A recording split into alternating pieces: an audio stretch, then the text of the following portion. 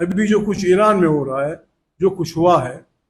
اس کا تقاضا یہ ہے کہ پاکستان میں ملی یکجہتی ہو، پاکستان کے عوام اور اقوام میں اتحاد ہو، پھر شاید ہم اس مشکل کا مقابلہ کر سکیں گے، ورنہ کیا ہوگا؟ ہمارے گھر میں، ہمارے ہمسائے میں جو کچھ ہو رہا ہے، اہم ترین لوگ مارے گئے ہیں، اہم ترین انسٹالیشن پہ بمباریاں ہوئی ہیں، خدا نہ کرے، خدا نہ کرے ہم پہ یہ الزام ہے،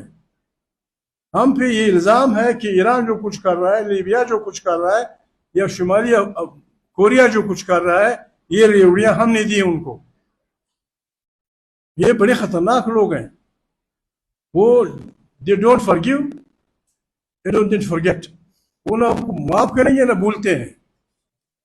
میں تو 3 سال سے چیخ رہا کہ ہمارا خطہ ہماری غلط کاری کی وجہ سے ان 10 سالوں کا میدان جنگ بنے گا، ہمارا عقل کا امتحان ہے۔ پشتوں میں کہتے ہیں غریب ملا کے اذان پہ کوئی روزہ نہیں توڑتا۔ بات یہ ہے کہ مسائل بڑے ہیں اور ہم چھوٹے لوگ ہیں۔ پرسوں حالات بدل رہے ہیں، پرسوں سے میرے مراد 10 دن پہلے جو نیا چانسلر منتخب ہوا جرمنی کا، اس نے الفاظ چھپائے بھی نہیں، واضح الفاظ میں پارلیمنٹ میں کہا، پہلی تقریر تھی کہ میرے ترجیحات میں پہلی ترجیح یہ ہے کہ جرمنی